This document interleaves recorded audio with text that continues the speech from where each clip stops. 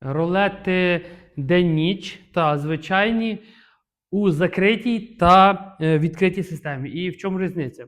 Дивіться, закрита система – це коли в нас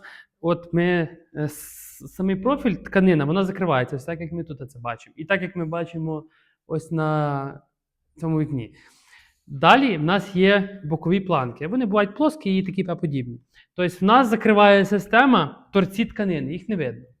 І така система, на мою думку, воно має як то завершений вигляд. Ну і, звісно, ця система буде більше коштувати відносно відкритої.